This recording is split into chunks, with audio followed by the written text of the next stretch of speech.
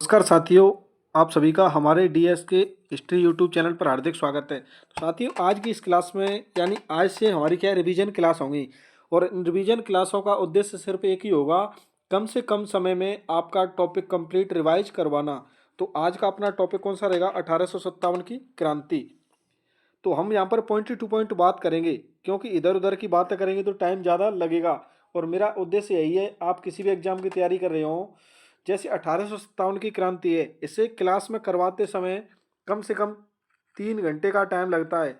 और मेरा यह उद्देश्य रहेगा कि आज की यह क्लास हमारी 30 से 35 मिनट की हो और उसमें हमारा कंप्लीट चैप्टर 1857 की क्रांति कंप्लीट हो जाए और जो भी इम्पोर्टेंट पॉइंट हो उनको उनके बारे में आपको पता चल जाए। और आपको यह याद रखना होगा इसमें से क्या याद करना है और क्या छोड़ना है। तो साथियों, बात करते हैं किस आज का टॉपिक कौन सा है? 1857 की क्रांति। तो 1857 की क्रांति के बारे में सबसे पहले आपको ध्यान रखना होगा कि इसकी जानकारी के स्रोतों के बारे में। तो जानकारी के स्रोतों में आपको ध्यान रखना है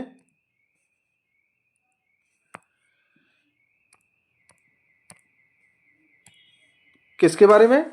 पुस्तक माजा प्रकाश के बारे में। तो इसके माजा प्रकाश के बारे में आपको ध्यान रखना है, इसके लेखक कौन थे? विष्णु भट्ट गोडसे। और यह 1857 की क्रांति पर लिखी गई प्रथम पुस्तक। आपसे पूछा जाए कि 1857 की क्रांति पर लिखी गई प्रथम पुस्तक कौन सी थी, तो आपको आंसर देना है माजा प्रवास। और इसके लेखक कौन थे? विष्णु विष्णु भट्ट गोडसे। और माजा प्रवास के बारे में आपको ध्यान रखना होगा कि माजा प्रवास एक यात्रा वृत्तांत है जो कि गोडसे द्वारा मद्रास से ग्वालियर जाते समय देखी गई क्रांति की घटनाओं का वर्णन किया गया है। यानी ग्वालियर व उत्तरी भारत की घटनाएं का वर्णन कौन से में मिलता है? माजा प्रवास में। तो इसके बारे में सिर्फ आपको दो बातें ध्यान रखनी है कि इसके लेखक कौन थे और यह 1857 की क्रांति पर लिखी गई प्रथम पुस्तक थी। कौन सी? माजा प्रवास। अब बात करते हैं नेक्स्ट पॉइंट को लेकर। तो नेक्स्ट पॉइंट में आपको ध्यान रखना होगा, यहाँ पर और भी लाइन लिख रखी है, जैसे माजा प्रवास मूलतः मद्रासी भाषा में लिखा गया। नेक्स्ट पॉइंट, विष्णु भट्ट गोडसे ने इस ग्रंथ में उन 84 नियमों का उल्लेख किया है जिनके माध्यम से अंग्रेज भारतीय जनता का उत्पीड़न कर रही थी। तो यह आपके एग्जाम की दृष्टि से बिल्कुल भी इम्पोर्टेंट नहीं है। सिर्फ आपको जो मैंने ऊपर बताया कि इसके लेखक कौन से थे और यह 1857 की क्रांति पर लिखी गई प्रथम पुस्तक थी, यह दो पॉइंट आपको ध्यान रखने हैं। उसके बाद आपको ध्यान रखना है ए फ्रॉम स्पॉय टू द सूबेदार। इसके बारे में ध्यान रखना है कि नारगेट दास द्वारा अंग्रेजी भाषा में लिखित ग्रंथ कौन सा? ए फ्रॉम स्पाई टू द सूबेदार। तो ये किनका ग्रंथ है? नारगेट दास का। 1857 की क्रांति के एक सैनिक सीताराम पांडे के अवधी भाषा में लिखे गए संस्मरणों का अनुवाद नारगेट द्वारा किया गया। तो इसमें किसके संस्मरण मिलते हैं? सीताराम पांडे के। तो इसके बारे में आपको ध्यान रखना होगा कि ए फ्रॉम स्पॉट टू द सूबेदार के लेखक कौन थे? नारगेट दास। और इसमें किसके बारे में जानकारी मिलती है? सीताराम पांडे के बारे में। उसके बाद बात करते हैं नेक्स्ट स्लाइड को लेकर। उसके बारे में नेक्स्ट पॉइंट आपको ध्यान रखना है, ए ग्रेट रेवेलियन किनकी पुस्तक है? अशोक मेहता की। आपसे पूछा जाएगा कि भारत का प्रथम स्वतंत्रता संग्राम पुस्तक के लेखक कौन से थे? वीडी सावरकर। उसके बारे में आपको ध्यान रखना है 1857। सीधे सीधे पुस्तकों के नाम पूछे जाते हैं, बिल्कुल नहीं पूछा जाता कि 100वीं वर्षगांठ 50वीं वर्षगांठ, कोई मतलब नहीं है। यह सिर्फ एक्स्ट्रा मैटर है जिसको कि आपको छोड़ना है। आपको ध्यान रखना है द ग्रेट रेवेलियन की पुस्तक के लेखक कौन से थे? अशोक मेहता। भारत का प्रथम स्वतंत्रता संग्राम के लेखक कौन से थे? वीडी सावरकर। 1857 के लेखक कौन से थे? S N Sen. यह 3 पॉइंट आपको ध्यान रखनी है। उसके बाद बात करते हैं नेक्स्ट पॉइंट को लेकर। तो नेक्स्ट पॉइंट में आपको ध्यान रखना है द स्पॉय म्यूटिनी रिवोल्ट ऑफ 1857 के लेखक कौन से थे? आर.सी. मजूमदार। कौन थे? आर.सी. मजूमदार। यह सभी 6 तो पुस्तकों के नाम आपको ध्यान रखने हैं, क्योंकि आपको एक तरफ पुस्तकें दी जा सकती हैं और एक तरफ 4 लेखकों के नाम और मिलान करने को लेकर भी आपसे प्रश्न पूछा जा सकता है। उसके बाद आपसे पूछा जा सकता है कि 1857 की क्रांति के समय इंग्लैंड की महारानी कौन थी? तो आपको आंसर देना है विक्टोरिया। बात करते हैं 1857 क्रांति के समय इंग्लैंड का प्रधानमंत्री कौन था? तो कौन था? पामस्टर्न। और भारत का गवर्नर जनरल कौन था? Lord Canning. और कंपनी का प्रधान सैनिक कौन था? एनिसन। कौन था? एनिसन। यह चारों पॉइंट आपको ध्यान रखनी है। यहाँ से कई बार प्रश्न पूछा जा चुका है। इंग्लैंड की महारानी पूछी गई थी, इंग्लैंड के प्रधानमंत्री पूछे गए, भारत के गवर्नर जनरल कौन थे? Lord Canning. यह चारों प्रश्न बहुत ही महत्वपूर्ण है। अब बात करती है नेक्स्ट पॉइंट को लेकर। तो नेक्स्ट पॉइंट आपको ध्यान रखना है कि 1857 की क्रांति के समय हिंदुस्तान में बादशाह कौन सा था, यानी मुगल बादशाह कौन सा था? बहादुर शाह जफर द्वितीय। कौन? बहादुर शाह जफर द्वितीय। उसके बाद में हम नेक्स्ट पॉइंट बात करेंगे कि 1857 क्रांति का स्वरूप, यानी इसे सैनिक विद्रोह किसने कहा था? यानी इस 1857 क्रांति को कौन कौन सैनिक विद्रोह मानते थे?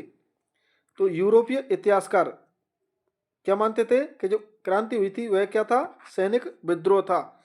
और इसके समर्थक कौन थे? रॉबर्टस जॉन लॉरेंस, सीले व चार्ल्स राइक्स। और भारतीयों में दुर्गादास बंदोपाध्याय व सैयद अहमद खां, यह क्या मानते थे? इसे सैनिक विद्रोह था। यानी 1857 की क्रांति को यह क्या मानते थे? सैनिक विद्रोह। कौन? Roberts John Lawrence, Seeley, Charles Raikes. और भारतीयों में कौन मानते थे? दुर्गादास बंदोपाध्याय, सैयद अहमद खां। अब आपको नेक्स्ट पॉइंट ध्यान रखना होगा। तो यहाँ पर निष्कर्ष भी दे रखा है, जैसे निसंदेह सैनिक विद्रोह के रूप में प्रारंभ हुआ, परंतु बाद में समाज के प्रत्येक वर्ग ने इसमें भाग लिया था। यह बिल्कुल सही है। अब बात करते हैं मुस्लिम षड्यंत्र या हिंदू मुस्लिम षड्यंत्र किसने कहा था? जेम्स आउटरम व डब्ल्यू टेलर के द्वारा। यहाँ पर कथन दे रखा है कि हिंदुओं की आड़ में मुस्लिम षड्यंत्र, क्योंकि मुस्लिम पुनः सत्ता की स्थापना का प्रयास कर रहे थे। तो सिर्फ आपको यहाँ से एक ही चीज़ ध्यान रखनी है, बाकी व्याख्या बाद में ध्यान रख लेना। अभी आपको एग्जाम क्रैक करना है तो आपको महत्वपूर्ण पॉइंट ही ध्यान रखने हैं। हिंदू मुस्लिम षड्यंत्र किसने कहा 1857 क्रांति को? तो आपको ध्यान रखना है जेम्स आउटरम व डब्ल्यू टेलर के द्वारा कहा गया था। उसके बाद में यहाँ पर दे रखा है कि इस मत का समर्थन किस किसने किया था? कोपलैंड व मॉरिसन के द्वारा। इसने भी क्या कहा था? हिंदू मुस्लिम षड्यंत्र। निष्कर्ष दे रखा है जैसे 1857 क्रांति में हिंदुओं ने सर्वाधिक भाग लिया आता है, यह कथन अनुचित है। तो यह सही बता रखा है कि सर्वाधिक तो 1857 क्रांति में हिंदुओं ने भाग लिया था, तो यह हिंदू मुस्लिम षड्यंत्र तो हो ही नहीं सकता। अब बात करते हैं नेक्स्ट स्लाइड को लेकर। तो 1857 क्रांति को राष्ट्रीय विद्रोह किसने कहा? तो 1857 क्रांति को राष्ट्रीय विद्रोह किसने कहा था? बेंजामिन डिज़रायली ने। किसने कहा? बेंजामिन डिज़रायली ने। यानी ब्रिटेन के राजनेता थे कौन? Benjamin Disraeli. इन्होंने 27 जुलाई 1857 को ब्रिटेन के हाउस ऑफ कॉमन्स में इसे राष्ट्रीय विद्रोह कहा। आपको कुछ नहीं ध्यान रखना कि 27 जुलाई 1857 को कहा या ब्रिटेन के राजनेता, सिर्फ आपको यह पता होना चाहिए कि बेंजामिन डिज़रायली कौन थे। तो ये ब्रिटेन के राजनेता थे और इन्होंने 1857 की क्रांति को राष्ट्रीय विद्रोह कहा। आपसे पूछा जाएगा 1857 की क्रांति राष्ट्रीय विद्रोह थी या राष्ट्रीय विद्रोह था, तो किसने कहा था? बेंजामिन डिज़रायली ने। और भारतीय इतिहासकार अशोक मेहता भी इस मत का समर्थन करते हैं। तो अशोक मेहता ने भी इसे क्या कहा था? राष्ट्रीय विद्रोह। यानी बेंजामिन डिज़रायली ने कहा राष्ट्रीय विद्रोह, इसका समर्थन किया। समर्थन का मतलब है इनका भी यही मानना था। तो अशोक मेहता के बारे में पूछा जाए तो आपको उनको बताना है कि उनके अनुसार भी 1857 क्रांति क्या थी? राष्ट्रीय विद्रोह थी। एस.एन. मेहता ने अपनी पुस्तक 1857 में लिखा है कि जो कुछ धर्म की लड़ाई के रूप में प्रारंभ हुआ वह स्वतंत्रता संग्राम के रूप में समाप्त हुआ। तो आपको तो सिर्फ यह ध्यान रखना है कि बेंजामिन डिज़रायली व अशोक मेहता के अनुसार 1857 की क्रांति क्या थी? राष्ट्रीय विद्रोह थी। उसके बाद नेक्स्ट पॉइंट आपको ध्यान रखना होगा, यहाँ पर बात करते हैं कि 1857 क्रांति से पूर्व कुछ विद्रोह हुए थे, तो इन विद्रोह को लेकर भी आपसे प्रश्न पूछा जाता है। तो आपको ध्यान रखना है कि बेलूर विद्रोह कब हुआ था? 1806 में। कब हुआ? 1806 में। अब यह सिपाही ड्रेस कोड में बदलाव का अधिनियम आया था 1805 में, उसको लेकर हुआ था। लेकिन आपको तो यहाँ से ना तो सिपाही कोड के बारे में पूछेंगे ना 1805 के अधिनियम के बारे में पूछेंगे। आपकी परीक्षा में यहाँ से प्रश्न आएगा सीधा कि बेलूर विद्रोह कब हुआ। तो आपको बेलूर विद्रोह की डेट ध्यान रखनी है, कब? 1806। क्योंकि हमें तो पॉइंट टू पॉइंट ही बात करनी है। जैसे बेलूर विद्रोह 1806 कारण क्या था? नवंबर 1805 में पारित एक अधिनियम द्वारा सिपाही ड्रेस कोड में बदलाव किया गया। भारतीय हिंदू सैनिकों को जातीय तिलक व धार्मिक वस्त्र पहनने पर रोक लगा दी गई। किस अधिनियम के द्वारा? सिपाही ड्रेस कोड के द्वारा। मुस्लिम सैनिकों को दाढ़ी मूछ रखने पर पाबंदी लगा दी गई। इस सभी के विरोध में क्या हुआ था? बेलूर विद्रोह। तो बेलूर विद्रोह आपको ध्यान रखना है कब हुआ? 1806 में।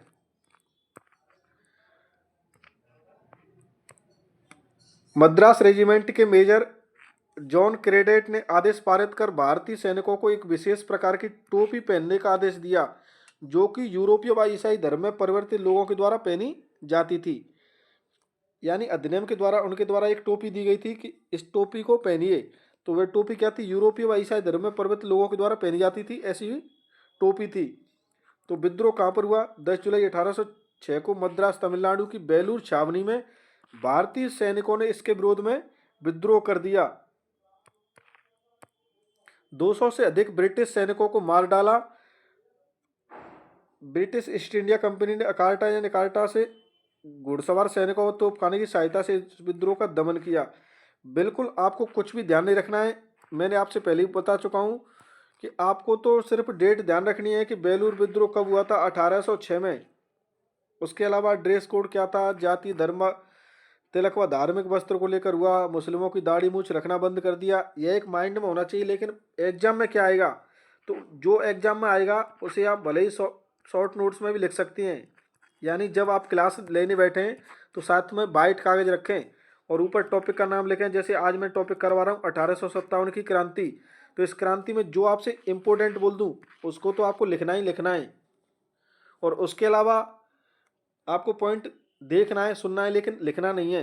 और जो शॉर्ट नोट्स बनेंगे उनको एग्जाम के नज़दीक रिवाइज कर लेना।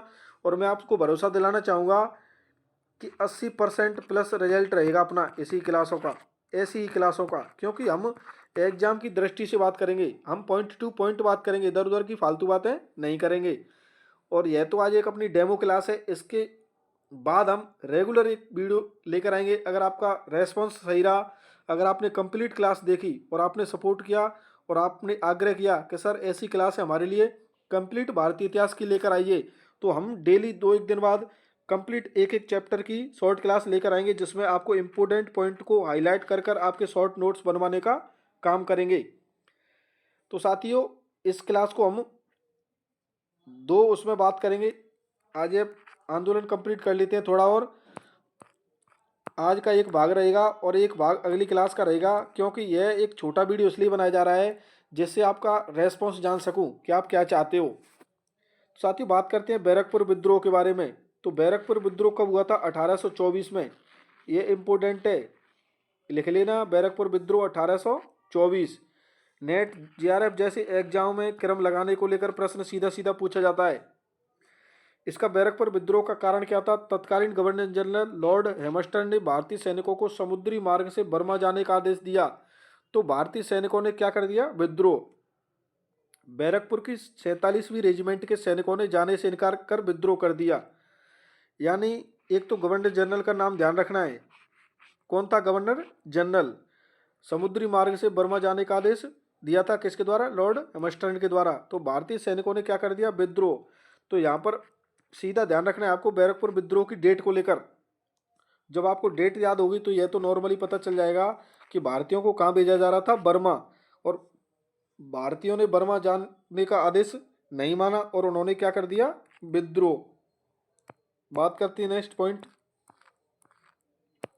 अब आपको ध्यान रखना है फिरोजपुर का विद्रोह 1842, कांगड़ा हिमाचल प्रदेश का विद्रोह 1848। यहाँ पर देखो एक और पॉइंट आ गया इंपोर्टेंट, संथाल विद्रोह। कई बार परीक्षाओं में पूछा गया है डेट को लेकर। कब हुआ? 1855-56 में।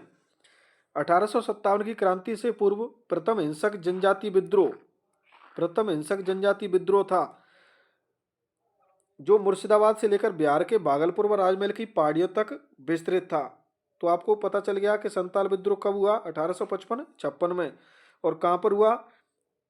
मुर्शिदाबाद से लेकर बिहार के भागलपुर व राजमहल की पहाड़ियों में, यानी मुख्यतः बिहार के क्षेत्र में। और यह प्रथम हिंसक जनजाति विद्रोह था। तो आपको ध्यान रखना है संथाल विद्रोह की डेट और यह कौन से क्षेत्र में हुआ और यह प्रथम हिंसक जनजातीय विद्रोह था। बात करते हैं नेक्स्ट पॉइंट को लेकर। तो नेक्स्ट पॉइंट इसके बारे में आपको ध्यान रखना है कि राजमहल की पहाड़ियों में होने के कारण इसे पहाड़िया विद्रोह भी कहते हैं। तो संताल विद्रोह का अन्य नाम, जैसे आपने शॉर्ट नोट्स बनाए तो उसमें आपने लिखा होगा संताल विद्रोह, वहीं पर डेट लिखी 1855-56 और नीचे से डैश करेंगे, यहाँ पर लिखेंगे अन्य नाम में पहाड़िया विद्रोह, अगला डैश बनाएंगे उसमें नेता लिखेंगे। तो इस संथाल विद्रोह के नेता कौन थे? सिंधुवा कानू। तो यहाँ पर सिंधुवा कानू, इस प्रकार शॉर्ट नोट्स बनाए जाते हैं। तो यहाँ पर क्या ध्यान रखना है आपको? पहाड़िया विद्रोह था संताल विद्रोह का अन्य नाम, और इसके नेतृत्व तो किसने किया था? सिंधुवा कानू के द्वारा। तो यहाँ पर संताल विद्रोह की डेट ध्यान रखनी है, क्षेत्र ध्यान रखना है, अन्य नाम ध्यान रखना है, और नेतृत्व किया किसने किया, यह बात ध्यान रखनी है। उसके बाद नोट में आपको ध्यान रखना है कि राजमहल की पहाड़ियों में इससे पूर्व 1778 ईस्वी में वहां निवास कर रही जनजातियों द्वारा खूनी संघर्ष किया गया। अंग्रेजों ने मजबूर होकर समझौता किया कि उनके क्षेत्र को दामन को घोषित किया। इस विद्रोह को भी पहाड़िया विद्रोह के नाम से ही जाना जाता है। तो साथियों बिल्कुल कुछ भी ध्यान नहीं रखना है, बस मैंने जो आपको बताया है कि नेतृत्व ध्यान रख लेना। संताल विद्रोह का नेतृत्व किसके द्वारा किया गया, कौन से क्षेत्र में हुआ, कब हुआ, ये 3 पॉइंट ध्यान रख लेना। बाकी के कोई भी बात इसमें से ध्यान नहीं रखनी है। एग्जाम की दृष्टि से शॉर्ट नोट्स बनाएं तो जो पॉइंट आपको बता रहा हूँ उनको ही अपने पॉइंट में ऐड करने का काम करें। तो साथियों आज की इस क्लास को हम यहीं पर समाप्त करते हैं। अगर आपका रेस्पॉन्स अच्छा रहेगा तो यहाँ से आगे हम नेक्स्ट क्लास में इस चैप्टर को कंप्लीट करने का कार्य करेंगे, और उम्मीद करता हूँ कि आप अपना रिव्यू जरूर देंगे। साथियों आज के लिए इतना ही काफ़ी है, मिलते हैं नेक्स्ट क्लास में, तब तक के लिए धन्यवाद।